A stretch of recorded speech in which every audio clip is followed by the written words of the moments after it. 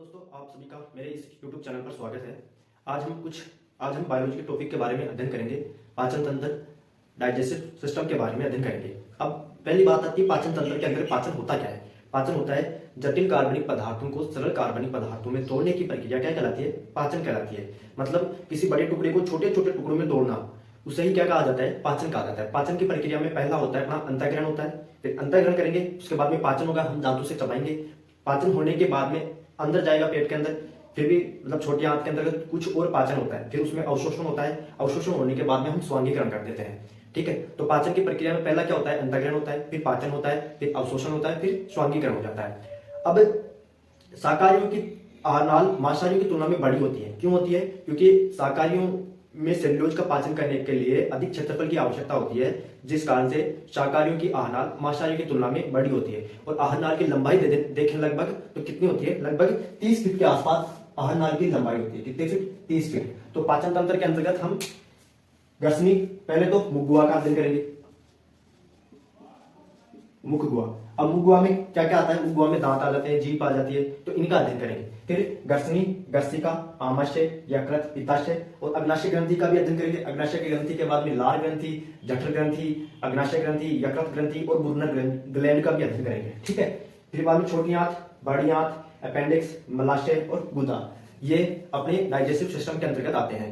ठीक है, तो पाचन के भागों के बारे में अध्ययन करें तो मुख्य भाग कौन कौन से? मुख गुहा, ग्रसनी, ग्रसिका, आमाशय, छोटी आंत, बड़ी आंत और अपेंडिक्स, ये पाचन तंत्र के मुख्य भाग हो गए। और कुछ पाचक ग्रंथियां पाई जाती हैं, जैसे लार ग्रंथि, जठर ग्रंथि, अग्नाशय ग्रंथि, यकृत ग्रंथि और बुर्नर ग्लैंड, मतलब बुर्नर ग्रंथि पाई जाती है। ठीक है, तो पहले अपने क्या पढ़ा? पाचन। पाचन क्या होता है? जटिल कार्बनिक पदार्थों को सरल कार्बनिक पदार्थों में तोड़ने की प्रक्रिया पाचन कहलाती है। पाचन में पहले अंतःग्रहण, फिर पाचन, फिर अवशोषण, फिर स्वांगीकरण हो जाता है। फिर बाद में हमने की आहारनाल की बात की। आहारनाल की लंबाई लगभग कितने फीट होती है? 30 फीट के आसपास होती है। और शाकाहारियों की आहारनाल मांसाहारियों की तुलना में बड़ी होती है। क्यों होती है? क्योंकि सेलुलोज का पाचन करने के लिए, मतलब सेलुलोज एक जटिल कार्बनिक पदार्थ है, जिसे तोड़ने के लिए अधिक क्षेत्रफल की आवश्यकता होती है। ठीक है, इसे तोड़ने के लिए अधिक क्षेत्रफल की आवश्यकता होती है। इस कारण से शाकाहारियों की आहारनाल थोड़ी बड़ी होती है मांसाहारियों की तुलना में। ठीक है, तो अब हम पाचन तंत्र में मुख गुहा का अध्ययन करेंगे। मुख गुहा के अंतर्गत दांतों का अध्ययन करेंगे।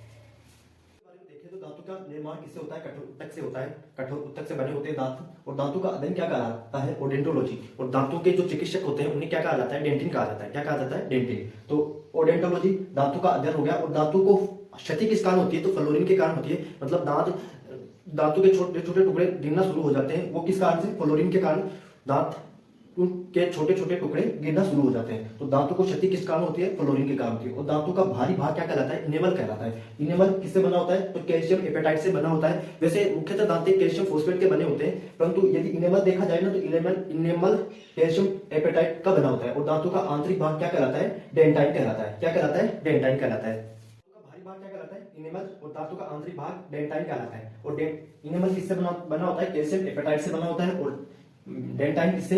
तो कैल्शियम फॉस्फेट से। और दांत मुख्य रूप से कैल्शियम फॉस्फेट के बने होते हैं। दूध के दांत 12 वर्ष की आयु में टूट जाते हैं और इनकी संख्या लगभग कितनी होती है? 20 होती है। मतलब बच्चों के दांत जो लगभग 12 वर्ष की आयु तक टूट जाते हैं और इनकी संख्या कितनी होती है? 20 होती है। जीवन काल में दांत कितनी बार आते हैं? तो जीवन काल में दांत नॉर्मल 32 बार तो आते ही आते हैं, और 20 बार जो टूटते हैं वो दांत तो लगभग 52 बार जीवन काल में दांत उगते हैं। तो दांतों का निर्माण किससे होता है? कठोर ऊतक से होता है। दांतों का अध्ययन ओडेंटोलॉजी कराता है। दांतों को क्षति किस कारण से होती है? तो फ्लोरीन के कारण दांतों को क्षति होती है।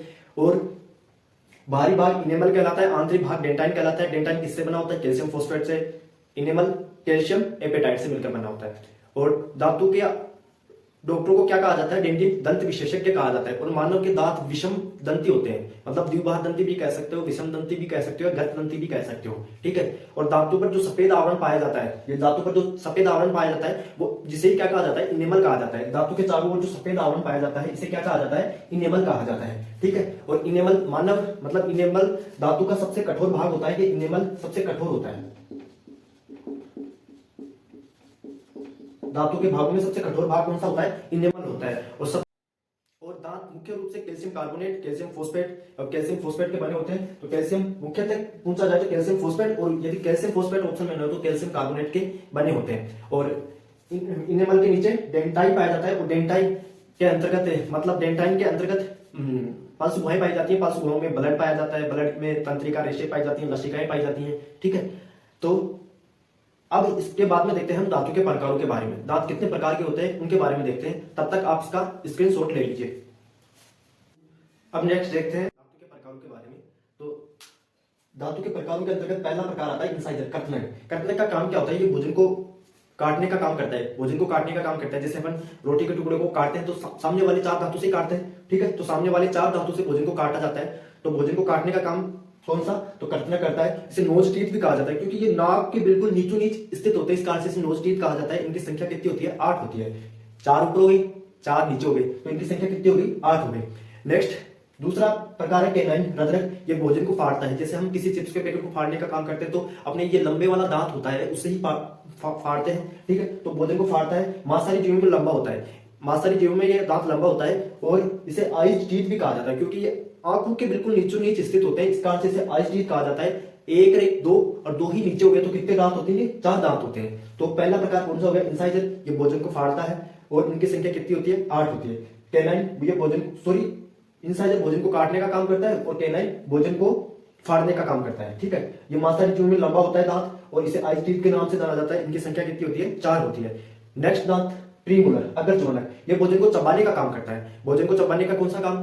चवनक और अगर चवनक दोनों ही करते हैं, परंतु इसे कौन सा टीथ कहा जाता है? तो चेक टीथ भी कहा जाता है। मतलब ये गाल के बिल्कुल पास में स्थित होते हैं, इस कारण से इसे चेक टीथ भी कहा जाता है। और इनकी संख्या कितनी होती है? 8 होती है। कितनी होती है इनकी संख्या? 8 होती है। और ये बच्चों में क्या होता है? अब्सेंट होता है। कौन सा? चिक टीथ या प्रीमोलर टीथ क्या होता है? बच्चों में अब्सेंट होता है, बच्चों में प्रीमोलर टीथ नहीं पाया जाता है। ठीक है, मोलर ये भोजन को चबाता है। इसका भी काम क्या होता है? भोजन को चबाने का ही होता है। ये थर्ड मोलर बच्चों में एब्सेंट होता है। ये तीसरे वाला दांत होता है जो बच्चों में क्या होता है? एब्सेंट होता है। लगभग ये 20 वर्ष की अवस्था के बाद में ये थर्ड मोलर दांत निकलता है।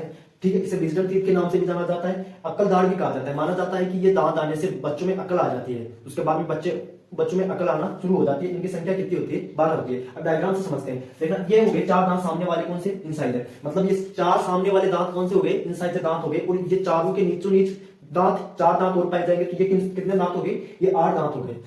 नेक्स्ट दांत देखें तो ये लंबे वाला जो दांत होता है थोड़ा लंबा होता है और ये तीखा भी होता है थोड़ा, है ना? तीखा दांत होता है, मतलब चूपी वाला दांत होता है। ये कौन सा दांत हो गया? कैनाइन। ऊपर कितने हो गए? 2 2 4 हो गए, मतलब 2 नीचे और 2 4, 2 नीचे और 2 ऊपर कितने दांत हो गए? ये 4 दांत हो गए। इसके बाद में प्रीमोलर, प्रीमोलर दांत, ये 2 वाले दांत कौन से? प्रीमोलर दांत, 2 ऊपर 2 साइड में 2 इधर, तो कितने हो गए? 4 तो ऊपर हो गए और 4 ही नीचे हो गए। कौन से दांत? प्रीमोलर दांत। ये मोलर हो गए। तो मोलर दांतों में थर्ड मोलर बच्चों में एब्सेंट होता है, ये प्रीमोलर भी बच्चों में एब्सेंट होता है। ठीक है, थर्ड मोलर लगभग 20 वर्ष की अवस्था के बाद में निकलता है। ठीक है, तो इंसाइजर दांत का काम क्या होता है? भोजन को काटता है। इनकी संख्या कितनी होती है? 8 होती है। इसे नोज टीथ भी कहा जाता है, क्योंकि नाक के बिल्कुल नीचे नीच स्थित होता है। नेक्स्ट कैनाइन, मतलब भोजन को फाड़ने का काम करता है। इसे ये मांसाहारी जीवों में लंबा होता है। मांसाहारी जीवों में ये लंबा होता है। इसे आइज टीथ के नाम से, क्योंकि ये आंखों के बिल्कुल नीचे नीच स्थित होता है। इनकी संख्या कितनी होती है? 4 होती है। प्रीमोलर अगरचोलर ये भोजन को चबाने का काम करता है। ठीक है, भोजन के टुकड़े करने का काम करता है। ये चीक टीथ भी कहा जाता है, क्योंकि ये गालों से सटे होते हैं, इस कारण से इसे चीक टीथ भी कहा जाता है। इनकी संख्या कितनी होती है? 8 होती है। और ये बच्चों में एब्सेंट होते हैं। नेक्स्ट बात करें मोलर, तो मोलर का काम भी क्या होता है? चबाने का काम होता है। थर्ड मोलर बच्चों में एब्सेंट होता है। इसे अक्लदाड़ के नाम से या विजडम टीथ के नाम से जाना जाता है। और इनकी संख्या कितनी होती है? 12 होती है। 3 और 3 ही नीचे तो कितने हो गए? 6 हो गए। और 6 इस साइड के तो कितने हो गए? 12 हो गए। तो विजडम टीथ के नाम से जाना जाता है। अब इसके बाद में देखेंगे दांतों के फॉर्मूले के बारे में। डेंटिन फॉर्मूला, अब डेंटिन फॉर्मूला कैसे निकालते हैं देखना। डेंटिन फॉर्मूला निकालने के लिए अपने वाले इस डायग्राम को 2 बराबर भागों में डिवाइड कर लेते हैं। तो 2 बराबर भागों में डिवाइड किया। ठीक है, अब देखो डेंटिन फॉर्मूला क्या होता है? पहले इंसाइजर आएगा, फिर कैनाइन आएगा, फिर प्रीमोलर, फिर मोलर आएगा। कौन सा आएगा? मोलर आएगा। ठीक है, और यही सेम दांत नीचे के निचले वाले भाग में पाए जाते हैं। तो इंसाइजर, कैनाइन, प्रीमोलर, मोलर। ठीक है, अब देखो छोटे बच्चों में, देखो छोटे बच्चों में इंसाइजर दांत कितने होते हैं? तो छोटे बच्चों में इंसाइजर दांत होते हैं। तो इस साइड में देखो तो कितने दांत आ रहे हैं? 2 दांत आ रहे हैं। कितने आ रहे हैं? 2। ठीक है, फिर कैनाइन देखो तो कितना? कैनाइन बच्चों में 1 होता है। प्रीमोलर बच्चों में एब्सेंट होते हैं, तो प्रीमोलर बच्चों में एब्सेंट होते हैं तो 0। और मोलर में थर्ड मोलर बच्चों में एब्सेंट होता है, तो मोलर कितने पाए जाते हैं? 2। तो 2102, 2102 ये भी सेम का सेम नीचे। और यदि अपन को दांत निकालने हो तो 2 से गुणा कर दो। जैसे बच्चों में इंसाइजर की बात करें तो 2 और 2 4। ठीक है, 2 और 2 4, 4 को 2 से मल्टीप्लाई करोगे तो कितने आ गए? 8। तो बच्चों में इंसाइजर दांत कितने होते हैं? 8। नेक्स्ट दो, एक एक दो हो गए और दो को दो से गुणा करोगे तो कितने हो गए, चार हो गए। तो बच्चों में कैनाइन दांत कितने होते हैं, तो चार होते हैं। प्रीमोलर बच्चों में एब्सेंट होता है, तो प्रीमोलर जीरो को किसी संख्या से गुणा करने पर जीरो ही आता है। मोलर की देखें तो दो दो चार, चार को दो से गुणा करोगे तो कितने हो गए, आठ। तो मोलर बच्चों में कितने पाए जाते हैं, आठ पाए जाते हैं। ठीक है, तो मोलर बच्चों में कितने पाए जाते हैं, आठ पाए जाते हैं। बच्चों में, छोटे बच्चों में दांत निकाले तो कैसे निकालते हैं, देखना। दो और दो चार हो गए, कितने हो गए, चार हो गए। तो इनसाइजर तो यहाँ से दो दो चार और दो को, चार को दो से मल्टीप्लाई करोगे तो कितने आ गए, आठ आ गए। तो आठ हो गए। फिर कैनाइन की बात करें तो एक और एक कितना हो गया, दो, और दो को दो से मल्टीप्लाई करोगे तो कितने आ गए, चार। ठीक है, तो कितने आ गए, 18 वर्ष की आयु में कितने होते हैं, चार होते हैं।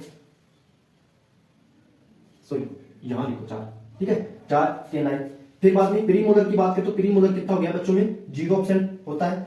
और फिर मोलर की बात करें तो मोलर दो और दो चार, चार को दो से गुणा करोगे तो कितने आ गए, आठ। तो मोलर कितने होते हैं बच्चों में, आठ होते हैं। इसी प्रकार से नेक्स्ट सूत्र निकालते हैं अपन। नेक्स्ट 18 वर्ष की आयु तक के बच्चों में, तो 18 वर्ष की आयु के बच्चों में इंसाइजर कितने, दो, इधर कितने हैं, दो। कैनाइन कितना है, एक, कैनाइन एक है। प्री मोलर कितने हैं, प्री मोलर दो होते हैं। और मोलर भी कितने होते हैं, दो, क्योंकि जो मोलर थर्ड मोलर होता है वो 20 वर्ष की अवस्था के बाद में निकलता है। तो मोलर भी कितने हो गए, दो हो गए। सेम का सेम नीचे 21 22। और यदि दांत निकालने हो तो दो से मल्टीप्लाई कर दो। अब देखो दो दो कितने हो गए, चार। तो इनसाइजर दांत कितने हो गए, दो दो चार, और दो, चार को दो से मल्टीप्लाई करोगे तो कितने आ गए, आठ आ गए। तो इनसाइजर 18 वर्ष की आयु के बच्चों में कितने होते हैं, आठ होते हैं। नेक्स्ट बात करें कैनाइन की, तो कैनाइन एक एक दो, और दो को दो से मल्टीप्लाई करोगे तो कितने आ गए, चार। तो कैनाइन कितने होते हैं, चार होते हैं। ठीक है, 18 वर्ष के बच्चों में दो और दो चार, और चार को दो से मल्टीप्लाई करोगे तो प्री मोलर कितने आ गए, आठ आ गए। तो प्री मोलर कितने हो गए, आठ हो गए। ठीक है, नेक्स्ट बात करें तो मोलर, मोलर कितने हो गए, दो और दो चार, चार को दो से मल्टीप्लाई करोगे तो ये भी कितने हो गए, आठ हो गए। तो 18 वर्ष की आयु में के बच्चों में इनसाइजर दांत कितने होते हैं, आठ होते हैं। कैनाइन चार होते हैं। प्री मोलर कितने होते हैं, आठ होते हैं। और मोलर कितने होते हैं, आठ होते हैं। अब वैक्स अवस्था में देखो, वैक्स अवस्था में देखो तो इनसाइजर का फॉर्मूला सूत्र, इधर से कितने इनसाइजर दांत, दो हो गए। कैनाइन कितना हो गया, एक हो गया। प्री मोलर कितने हो गए, दो हो गए। और मोलर थर्ड मोलर कितने हो गए, तीन हो गए, क्योंकि थर्ड वैक्स अवस्था के बाद में थर्ड मोलर आ जाता है। ठीक है, तो तीन हो गए। ये मोलर कितने हो गए, तीन हो गए। तो 21 23 नीचे। और यदि दांत निकालना हो तो दो से मल्टीप्लाई करो। अब देखो इनसाइजर दांत कितने हैं, दो दो कितने हो गए, चार हो गए। और चार को दो से मल्टीप्लाई किया तो आठ हो गए। फिर बाद में नेक्स्ट देखे तो कैनाइन एक एक दो हो गया, दो को दो से मल्टीप्लाई करोगे तो कितने आ गए, चार आ गए। तो इनसाइजर दांत कितने आए, आठ। कैनाइन दांत कितने आए, चार। ठीक है, फिर देखो प्री मोलर, प्री मोलर दो और दो चार, और चार को दो से मल्टीप्लाई करोगे तो कितने आ गए, आठ आ गए। तो प्री मोलर कितने हो गए, आठ हो गए। फिर देखो थर्ड मोलर, तो मोलर देखो तीन और तीन छह हो गए, और छह को दो से मल्टीप्लाई करोगे तो कितने आ गए, 12 आ गए। ठीक है, इनसाइजर दांत का काम क्या होता है, काटना होता है। क्या होता है, काटना। और कैनाइन दांत का काम क्या होता है, फाड़ना या चीरना होता है, फाड़ना या चीरना। मोलर का काम क्या होता है, इसको चबाना होता है। और प्री मोलर का काम भी क्या होता है, चबाने का होता है। ठीक है, तो आई होप आप डेरिवेटिव फॉर्मूला समझे होंगे। हम मिलते हैं नेक्स्ट वीडियो में, तब तक के लिए जय हिंद।